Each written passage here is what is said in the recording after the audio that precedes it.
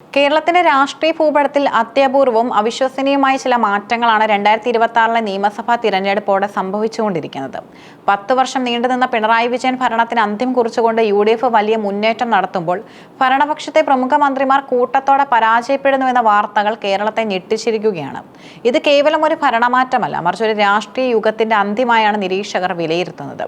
തിരഞ്ഞെടുപ്പ് ഫലം പുറത്തു വരുമ്പോൾ ഇടതുപക്ഷ ക്യാമ്പിനെ ഏറ്റവും കൂടുതൽ അലട്ടുന്നത് മന്ത്രിമാരുടെ കൂട്ടത്തോൽവിയാണ്. പിണറായി വിജയൻ എന്ന കരുത്തനായ നേതാവിന്റെ കീഴിൽ രണ്ടാം വട്ടം അധികാരത്തിലെത്തിയ ഇടതുപക്ഷം മൂന്നാമൂഴം സ്വപ്നം കണ്ടിരുന്നെങ്കിലും ഗ്രൗണ്ട് റിപ്പോർട്ടുകൾ സൂചിപ്പിക്കുന്നത് മറിച്ചാണ്. മുഖ്യമന്ത്രി പിണറായി വിജയൻ, മന്ത്രിമാരായ മുഹമ്മദ് റിയാസ്, സജി ചെറിയാൻ എന്നിവരൊഴികെ CPM-ലെ പ്രമുഖരായ ഭൂരിഭാഗം മന്ത്രിമാരും വോട്ടർമാരാൽ തിരസ്കരിക്കപ്പെട്ടു എന്നതാണ് പ്രാഥമികമായ കണക്കുകൾ വ്യക്തമാക്കുന്നത്. ഈ തിരിച്ചടി അപ്രതീക്ഷിതമല്ലെന്ന് രാഷ്ട്രീയ നിരീക്ഷകരും പറയുന്നു. കഴിഞ്ഞ കുറച്ചു വർഷങ്ങളായി സർക്കാരിനെതിരെ ഉയർന്നു വന്ന അഴിമതി ആരോപണങ്ങൾ, പിൻവാതിൽ നിയമനങ്ങൾ, സാമ്പത്തിക പ്രതിസന്ധി എന്നിവ സാധാരണക്കാരുടെ മനസ്സിൽ വലിയ മുറിവുകൾ ഉണ്ടാക്കി. ഭരണ തുടർച്ച നൽകിയ അമിതമായ ആത്മവിശ്വാസം ജനങ്ങളിൽ നിന്നും സർക്കാരിനെ അകറ്റിയെന്ന വാദത്തിന് ഈ ഫലം അടിവരയിടുന്നു. മന്ത്രിസഭയിലെ ഏറ്റവും പ്രമുഖവും വാക്ചാതുര്യമുള്ളവരുമായ MP രാജേഷ്, വീണ ജോർജ്, R ബിന്ദു എന്നിവരുടെ പരാജയം CPM-ന് വലിയ ആഘാതമാണ്. തൃപ്പൂണിത്തറയിലും തൃത്താലയിലുമൊക്കെ കഴിഞ്ഞ തവണ കണ്ട ആവേശം ഇക്കുറി ഇടതുപക്ഷത്തിന് അനുകൂലമായിരുന്നില്ല. തൃത്താലയിൽ MP രാജേഷിനെതിരെ VT ബൽറാം നേടിയ വിജയം കേവലം ഒരു സീറ്റിലെ വിജയമല്ല, അത് യുവജനങ്ങളുടെയും മധ്യവർഗത്തിന്റെയും മനോഭാവത്തിൽ വന്ന മാറ്റത്തിന്റെ സൂചനയാണ്. 15,000-ലേറെ വോട്ടുകളുടെ ഭൂരിപക്ഷത്തിൽ ബൽറാം മണ്ഡലം തിരിച്ചുപിടിക്കുമ്പോൾ അത് രാജേഷിന്റെ രാഷ്ട്രീയ ജീവിതത്തിൽ വലിയൊരു തിരിച്ചടിയായി മാറുന്നു. ആറന്മുളയിൽ വീണ ജോർജിനെതിരെ അബിൻ വർക്കി എന്ന യുവനേതാവ് 20,000-ലേറെ വോട്ടുകൾക്ക് വിജയിക്കുമെന്ന സൂചന ഭരണകൂടത്തോടുള്ള സ്ത്രീ വോട്ടർമാരുടെ അതൃപ്തിയെ കൂടി സൂചിപ്പിക്കുന്നു. ആരോഗ്യമേഖലയിലെ വിവാദങ്ങളും ഭരണപരമായ വീഴ്ചകളും വീണ ജോർജിന് തിരിച്ചടിയായി മാറി. മന്ത്രി R ബിന്ദുവിനെതിരെ ഇരിങ്ങാലക്കുടയിൽ ഉയർന്ന സ്വജനപക്ഷപാതം എന്ന ആരോപണം തോമസ് ഉണ്ണിയാടന് ഗുണകരമായി മാറി. പാർട്ടിയിലെ ഉന്നത സ്വാധീനം ഉപയോഗിച്ച് സീറ്റ് നേടിയെന്ന ആരോപണം ജനങ്ങൾക്കിടയിൽ ബിന്ദുവിന്റെ പ്രതിച്ഛായ മങ്ങാനും കാരണമായിട്ടുണ്ട്. CPM-ന്റെ ഭാവി നേതാക്കളായി കണക്കാക്കപ്പെട്ടിരുന്ന KN ബാലഗോപാലും P രാജീവും പരാജയപ്പെടുന്നു എന്നത് പാർട്ടിയുടെ രണ്ടാം നിരയെ ശൂന്യമാക്കുന്നതിന് തുല്യമാണ്. ബാലഗോപാലിനെതിരായ ആയിഷ പോറ്റിയെ രംഗത്തിറക്കാനുള്ള UDF തന്ത്രം ഫലം കണ്ടു. CPM-ന്റെ ഉറച്ച വോട്ടുകളിൽ വിള്ളൽ വീഴ്ത്താൻ ആയിഷ പോറ്റിയുടെ ജനകീയ പ്രതിച്ഛായയ്ക്ക് കഴിഞ്ഞു. വ്യവസായ മന്ത്രി P രാജീവ് നേരിട്ടത് സമാനതകളില്ലാത്ത പോരാട്ടമാണ്. കളമശ്ശേരിയിൽ മുസ്ലിം ലീഗ് സ്ഥാനാർത്ഥി ഗഫൂറിന് ലഭിച്ച ജനപിന്തുണയും സർക്കാരിനെതിരെയുള്ള ന്യൂനപക്ഷ വോട്ടുകളുടെ ഏകീകരണവും രാജീവിന്റെ തോൽവിക്ക് ആക്കം കൂട്ടി. ഇടതുമുന്നണിയിലെ ഘടകകക്ഷികളും ഇക്കുറി തകർന്നു പോയിരിക്കുന്നു.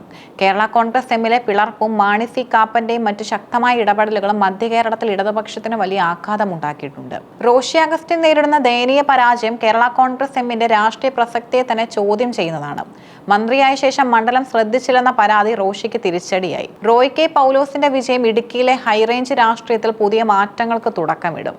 കാൽ നൂറ്റാണ്ടോളം പത്തനാപുരം അടക്കിവാണ KB ഗണേഷ് കുമാറിന്റെ വീഴ്ച അവിശ്വസനീയമാണ്. ജ്യോതികുമാർ ചാമക്കാല നടത്തിയ ആക്രമണപരമായ പ്രചാരണം ഗണേഷിന്റെ കോട്ടകളെ തകർക്കും. ഗണേഷ് കുമാറിന്റെ കുടുംബ പ്രശ്നങ്ങളും ഭരണവിരുദ്ധ വികാരവും ചാമക്കാലയ്ക്ക് അനുകൂലമായി മാറി. 2026 ഈ വിധിക്ക് പിന്നിൽ കൃത്യമായ ചില കാരണങ്ങളുമുണ്ട്. അവയെ പല രീതിയിൽ തരംതിരിക്കാം. സംസ്ഥാനം നേരിടുന്ന കടുത്ത സാമ്പത്തിക പ്രതിസന്ധി സാധാരണക്കാരന്റെ അടുക്കളയെ ബാധിച്ചു. സപ്ലൈകോ വഴിയുള്ള സാധനങ്ങളുടെ ദൗർബല്യവും ക്ഷേമ പെൻഷനുകളുടെ വിതരണത്തിലെ തടസ്സവും പാവപ്പെട്ട ജനങ്ങളെ സർക്കാരിനെതിരാക്കി. മാസപ്പടി വിവാദം മുതൽ നിർമ്മാണ പ്രവർത്തനങ്ങളിലെ അഴിമതി വരെ നീളുന്ന ആരോപണങ്ങൾ മുഖ്യമന്ത്രിയുടെ കുടുംബത്തിലേക്കും പാർട്ടിയുടെ ഉന്നത നേതാക്കളിലേക്കും നീണ്ടു. ഇത് സുതാര്യമായ ഭരണം ആഗ്രഹിക്കുന്ന നിഷ്പക്ഷ വോട്ടർമാരെ അകറ്റി. പിൻവാതിൽ നിയമനങ്ങളും PSC ലിസ്റ്റുകൾ മരവിപ്പിച്ചതും യുവാക്കളെ തെരുവിലിറക്കി. UDF മുന്നോട്ട് വെച്ച യുവ സ്ഥാനാർത്ഥികൾക്ക് ഈ രോക്ഷം വോട്ടുകളായി മാറ്റാൻ കഴിഞ്ഞു. കഴിഞ്ഞ തിരഞ്ഞെടുപ്പിൽ ഇടതുപക്ഷത്തിനൊപ്പം നിന്ന ന്യൂനപക്ഷ വോട്ടുകൾ ഇക്കുറി UDF-ലേക്ക് തിരികെ പോയി. വർഗീയതയ്ക്കെതിരെ പോരാടാൻ കോൺഗ്രസിനാണ് കൂടുതൽ കരുത്തെന്ന ചിന്ത ഈ മാറ്റത്തിനും കാരണമായി. തിരഞ്ഞെടുപ്പ് ഫലം പുറത്തു വരുമ്പോൾ CPM-നുള്ളിൽ വലിയ പൊട്ടിത്തെറികൾ ഉണ്ടാകുമെന്നതും ഉറപ്പാണ്. പിണറായി വിജയൻ എന്ന അജയനായ നേതാവിന്റെ കാലം അവസാനിക്കുകയാണോ എന്ന ചർച്ചകൾ ഇതിനോടകം തന്നെ പാർട്ടിക്കുള്ളിൽ തുടങ്ങിക്കഴിഞ്ഞു. മുഖ്യമന്ത്രി പ്രതിപക്ഷ നേതാവാകാൻ താല്പര്യപ്പെടാത്ത സാഹചര്യത്തിൽ ആരാകും പാർട്ടിയെ നയിക്കുകയെന്നതും വലിയൊരു ചോദ്യമാണ്. മരുമകൻ മുഹമ്മദ് റിയാസിന്റെ പിൻഗാമിയായി ഉയർത്തിക്കൊണ്ടുവരാൻ പിണറായി വിജയൻ ശ്രമിക്കുമെങ്കിലും സജി ചെറിയാനെ പോലുള്ള കരുത്തരായ നേതാക്കൾ അതിനെ എതിർക്കാൻ സാധ്യതയുണ്ട്. മന്ത്രിമാരുടെ കൂട്ടത്തോൽവിക്ക് കാരണം മുഖ്യമന്ത്രിയുടെ ഏകപക്ഷീയമായ തീരുമാനങ്ങളാണെന്ന വാദം പാർട്ടിയിലെ ഒരു വിഭാഗം ഉയർത്താൻ തയ്യാറെടുക്കുകയാണ്. ഇത് പാർട്ടിക്കുള്ളിൽ വലിയൊരു നേതൃത്വ മാറ്റത്തിനും വഴിവെച്ചേക്കാം. മറുവശത്ത് UDF-ഉം വലിയ ആത്മവിശ്വാസത്തിലാണ്. VD സതീശന്റെ നേതൃത്വത്തിലുള്ള പ്രതിപക്ഷം കഴിഞ്ഞ 5 വർഷം നടത്തിയ ചിട്ടയായ പ്രവർത്തനങ്ങളുടെ ഫലമാണ് ഈ വിജയമെന്ന് അവർ അവകാശപ്പെടുന്നു. എല്ലാ വിഭാഗം ജനങ്ങളെയും ഒപ്പം നിർത്താൻ അവർക്ക് കഴിഞ്ഞു. പ്രത്യേകിച്ച് മധ്യ കേരളത്തിലും വടക്കൻ കേരളത്തിലും UDF നേടിയ മുന്നേറ്റം അവിശ്വസനീയമാണ്. 2026 കേരള നിയമസഭാ തിരഞ്ഞെടുപ്പ് ചരിത്രത്തിൽ രേഖപ്പെടുത്തുക ഒരു ഭരണകൂടത്തിന്റെ പതനമായി മാത്രമല്ല, മറിച്ച് ജനാധിപത്യത്തിന്റെ ശക്തമായ തിരിച്ചുപിടിക്കലായി കൂടിയാണ്. അധികാരം ഒരിക്കലും ശാശ്വതമല്ലെന്നും ജനഹിതം മാനിക്കാത്ത ഭരണാധികാരികളെ കാലം പുറത്തെറിയുമെന്നും ഈ വിധി തെളിയിക്കുന്നു.